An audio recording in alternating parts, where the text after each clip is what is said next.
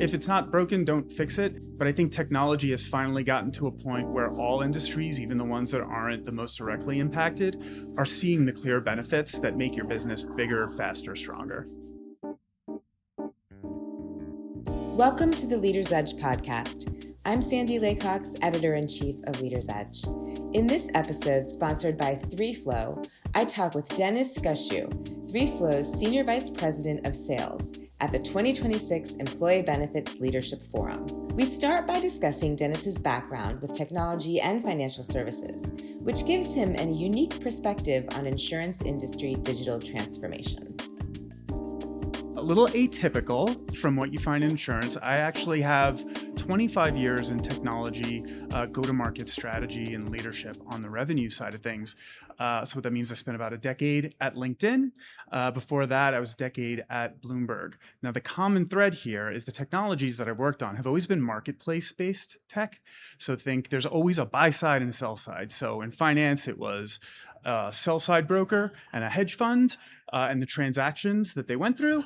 And then at LinkedIn, it was very similar of job seeker, job provider. So when I met the team over at ThreeFlow, I didn't know anything about insurance or employee benefits, but I did know the marketplace-based business. And I think it is a perspective that's added a lot of value to the company, and continue to see how that shows up in different ways as I engage in a conference like this, and just bring a little bit different experience than someone that might have come up and grown up through insurance over the last 25 years. Are you finding it, many people, I'm sure you've heard this, that they say insurance is the slowest industry to adopt technology. Are you finding it to be true? It is a good question. So funny enough, when I met our CEO, Ryan Sokjen of ThreeFlow, he was explaining the context of the industry. And I think the reason that I was attracted to it was because I've kind of seen the story play out before. I started on the floor of the stock exchange in 2002, right when technology really landed there. And I saw the rapid transformation, which is why I went to Bloomberg. And it was very similar principles. So I think that, are they behind the curve? Yeah, I think so. But I think there's the adage, if it's not broken, don't fix it. Yeah. But I think technology has finally gotten to a point where all industries, even the ones that aren't the most directly impacted, are seeing the clear benefits that make your business bigger, faster, stronger. We then move into the topics rising to the surface in Dennis's conversations with broker and carrier clients. So maybe a quick overview of ThreeFlow itself. So we are a marketplace benefit placement technology, where we develop features and tools that allow both broker and carrier to interact in our space. So think one-stop shop for RFPs, renewals, carrier responses, and confirmation of outcomes, all housed in one place that you can track. So we really do try to build a solution that adds efficiencies on both broker and carrier side. What we're seeing broadly right now is everyone is being constrained. Growth and retention are huge. And how they're driving that with technology, specifically AI, everyone's favorite buzzword. How are they meeting these new requirements as everyone is being asked to do more with less in an ever increasingly regulated environment? Data sharing between carriers and brokers is not a new topic, but Dennis says he is seeing movement on the carrier side when it comes to more of a desire for integration. There has been talk in the past of, broker carrier connectivity, data sharing, all of those things. And you've mentioned that we might be ready to see a little change or movement in that. Can you talk about that a little bit and what you're seeing on that? Yeah, sure. I think for the first time in a long time, carriers are ready, and carriers are really leaning into technology and specifically integration. So I think one of the things that we're observing that has really shifted, honestly, even in the last 2 years, is that the industry is starting to think in terms of their technology stack. And that technology stack is the complete flow of work from your agency management solution, if you're a broker, through a benefit transaction marketplace, to the carrier's underwriting tools, back to Ben admin systems, so that data is flowing accurately and as quickly as possible through that systems. Um, Integration is really hard. I think with the new introduction of like LIMRA protocol, again, something I saw in finance that worked really well, they did the same thing. So bespoke integrations are really time inefficient and really expensive for carriers. And I think historically that's why they've been slower to adopt. I think they're large organizations that just have a lot of bureaucracy to begin with, and then layer in complex workflows. It makes it even harder. But with AI, it has softened those edges, and I think they're really leaning into it. And then as we do more, it standardizes the way they approach it. It is cheaper as you do more and more. And they're really leaning into integration as a value add. And then what we're seeing on the other side is brokers are really mandating. They are one of the first questions we're being asked from a lot of our partners is around integrations. So not just to carriers, but also to, Ben Admin, AMS, policy creation tools. So the stack is really starting to come into picture in a very new way. So the interest is, how do I scale my resources and grow and retain more with as few touches as possible? We're seeing that especially high in down market. So you have carriers that have historically been really strong in large groups. They're looking to grow. Where they can grow is down market. In order to grow down market historically, you've wanted very low touch workflows. So the way that you get there is, again, by leveraging technology and integrating it with your own tools. That way, really on both sides, broker and carrier, you can review the information. You have a high level of confidence that the information is accurate while still reviewing it. And it really comes down to the click of a button. On both sides in our technology, you can use things that like schedule and automate those processes, where it's just dropping, as an example, sending renewals automatically. Someone looks at it and hits a button. So tied into the other thing we're seeing in brokers is centralization of resources. So they're looking to like bring in-house expertise and centralize that wherever possible.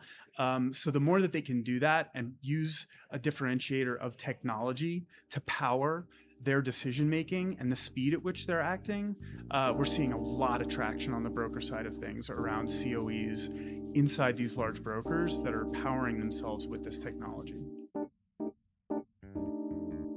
We then turn to the experimentation going on in countless firms, and Dennis shares tips on things to think about when making AI vendor decisions. I think on both sides, there's still a little bit of like, nobody really knows what they should or shouldn't be doing with, I'm using air quotes here, AI, big scary AI. And I think there's like a paradigm of like, you've got people that are dipping their toes in and everyone is using Copilot because they're on Azure, or there are firms that are like really deep with Anthropic and Claude and they're building apps themselves, right? And I think brokers and carriers are trying to figure out like, how do I do this? And I think they're leaning in a lot, and it's like obvious that everyone needs to be thinking about AI and how to use it.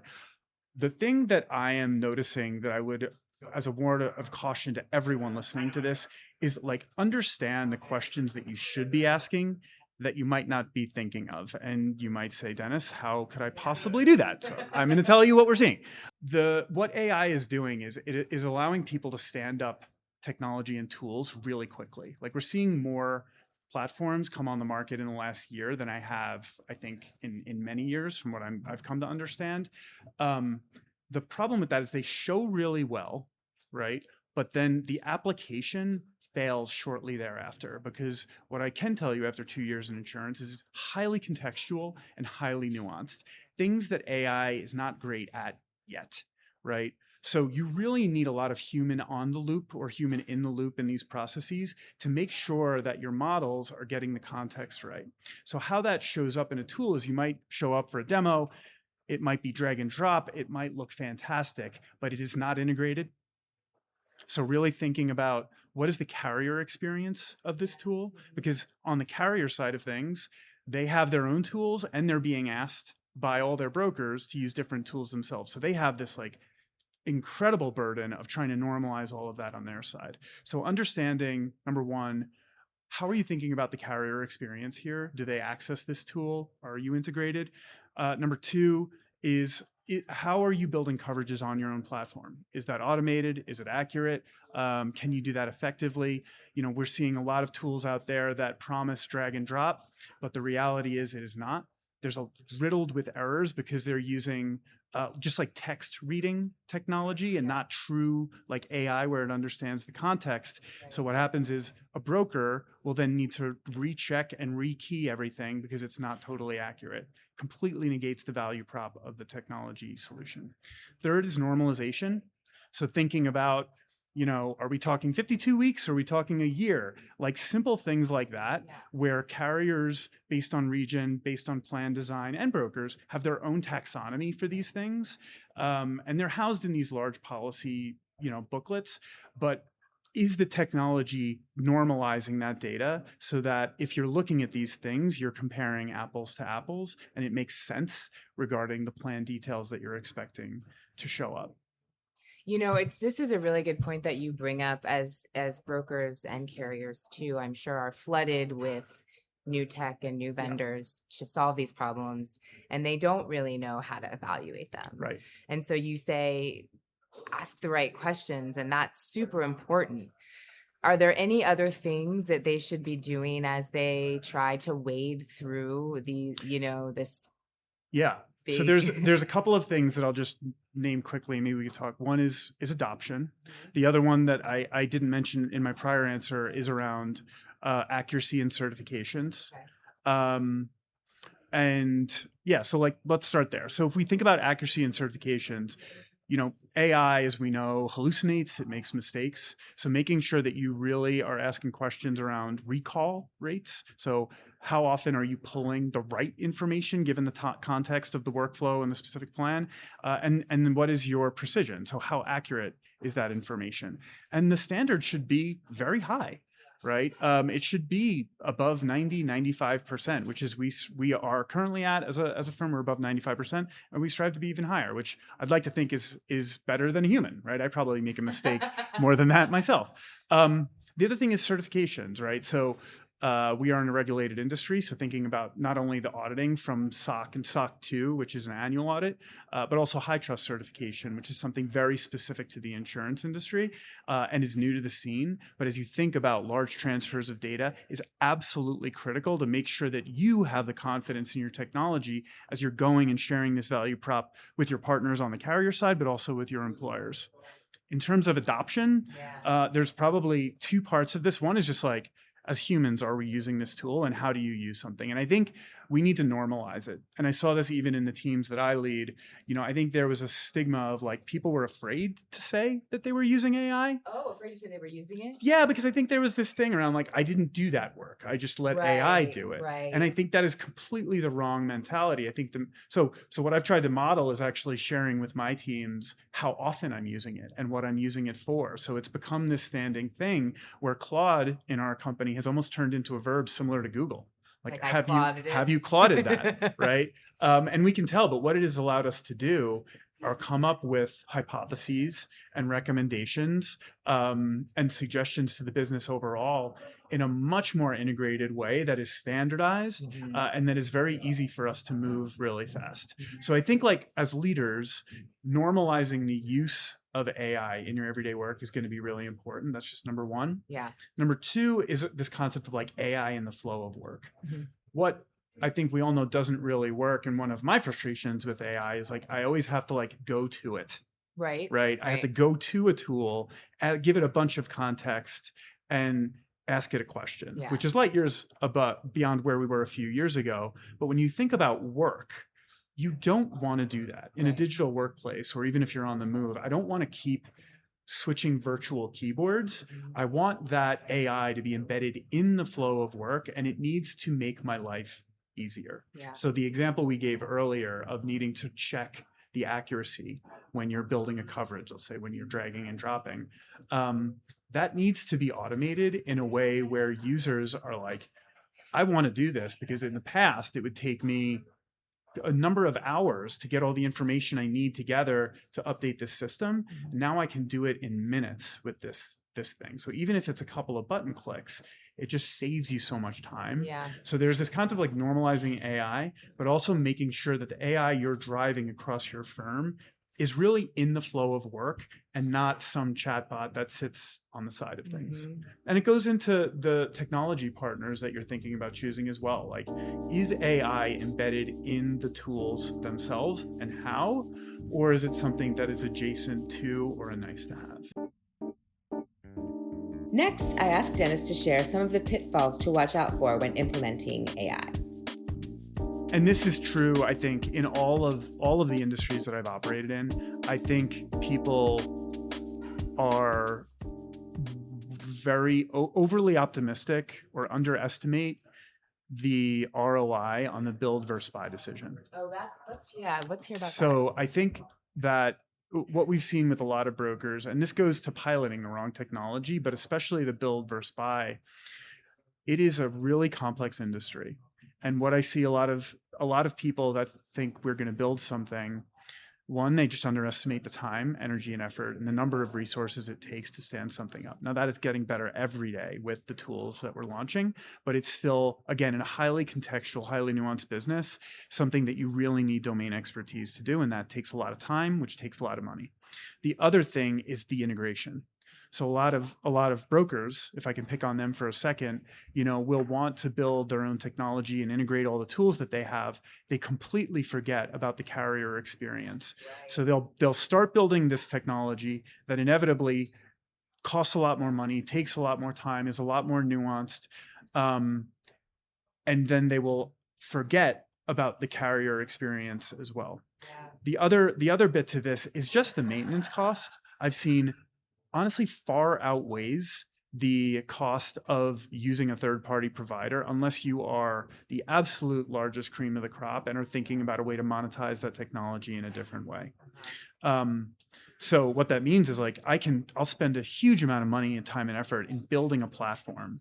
But then every month, every year, every 1 cycle, there are new regulations, there are new products, there are new nuances in market, there are new relationships being formed, there are new workflows and processes, and your technology has to keep pace with all of that. Not to mention the security defense that you need for third parties coming in and trying to hijack like HIPAA information as an example. So the cost of that is enormous when you think about the trade-off of just outsourcing it to someone who is just solely focused on that. Because as tech partners, you can operate at scale. So we partner with some of the largest brokers and carriers in the country. We work with them monthly to talk about all the things that they want and would like in their workflows. And they represent some of the best practices in the industry. We build a product around that, and that creates scale for us. So we're able to monetize these solutions in a way that a single broker never could, because we're developing a solution that is super configurable, which is probably another thing that you want to be watching out for, that can scale to anyone in the industry. Finally, we discuss what's coming next. I'm really excited about the next phase because, again, I think there are echoes of this that have happened in various industries. And it really, to me, is about that embedding of AI in the flow of work. So right now we have a lot of transactional tools and AMSs and admin platforms that operate very much as a data warehouse or a management system. And it is very moment in time specific and requires manual updates and is super frustrating. So I think as an industry where we're heading is how do we integrate that? So I only need to update one source of truth and it flows seamlessly through everything.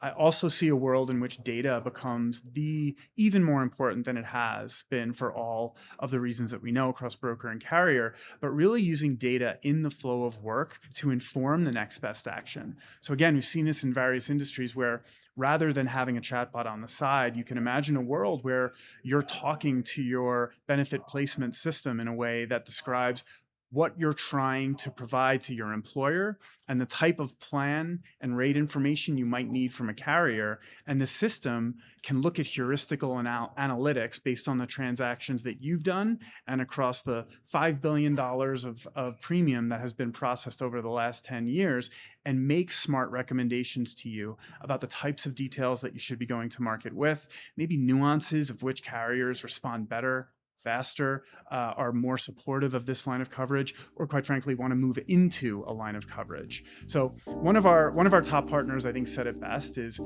AI plus automation leads to better data leads to better decision making. That was Dennis Gushue, Senior Vice President of Sales at ThreeFlow, speaking to us at the 2026 Employee Benefits Leadership Forum. I hope you enjoyed our conversation. For more podcasts, go to leadersedge.com.